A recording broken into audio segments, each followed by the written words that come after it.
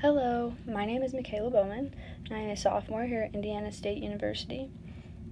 When asked a few different questions in my gender studies class, I found a few different answers within me that I feel are sufficient answers to the questions.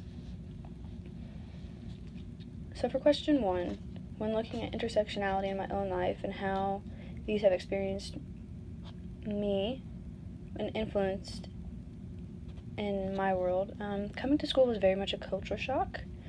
I grew up in a predominantly white community, about 30 minutes outside of Indianapolis. While there was some different races and minorities, I was not very predominant and wasn't something that we thought of. I was always taught to be friendly and not see skin color as anything to identify a person as. However, when I came to school, it was very much a culture shock. But I've always been very kind and friendly and love making new friends of many different races. Looking at classes, when I came to school, I didn't realize how well off I was. I started making friends and realized that I had a very privileged life growing up.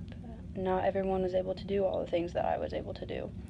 So that is one way that intersectionality has influenced my life. When looking at the gender binary, I am a female in every way possible. I am very much a pink person. I love to do my hair and makeup and look my best in my nice clothes and do my nails, and I very much am a fan of the male population. I like men. I do have female organs, and I cannot see myself any other way. I do understand that majority of my examples typically are associated with females, but they can go either way. However, when I hear these examples, I always think of a woman, and that is how I see myself, and that is how I fit. I've always been told to sit ladylike and be polite and smile. Every once in a while I would hear something like, "Oh, that's not what ladies do." However, I've always been allowed to pick what I want to do and how I do it and why, so I've not experienced any diversion in that type of sense. I will continue to make decisions for myself, however. I really enjoyed the topic of sexuality in other cultures and relationships around the world. I thought the book that we had to read was very interesting and kept me involved, and more so than the other books in the classroom. I really liked learning more about the cultures and some of the way that other countries around the world treat women and how not everyone actually has rights like we do here in the United States. Like in Iran, it was only in December of 2017 that there was no more quote-unquote fashion police, that people would not be taken to detention centers or judicial cases would be filed against them. That was no longer something that people would have to worry about.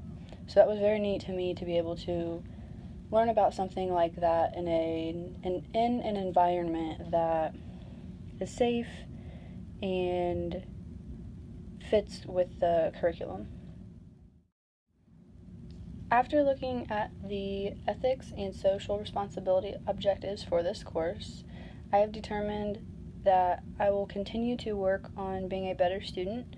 I'll spend more time on homework and will be more thorough with it. And I will absolutely be sure to ask questions when I have them. To do this, I've decided that I need to dedicate even more time to my studies than I already do, and I will begin to work on assignments sooner rather than later, so I get them done early.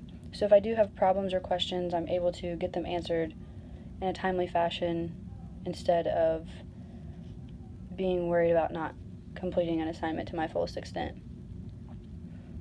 This is good for me because I've never been a very good student, and I've always had lower grades. I've never really tried my absolute best, even though I do work hard. And I feel like the time has come for this to be a change, and it is something that I'm very much willing to work towards. And that is how I see me doing better to meet these objectives.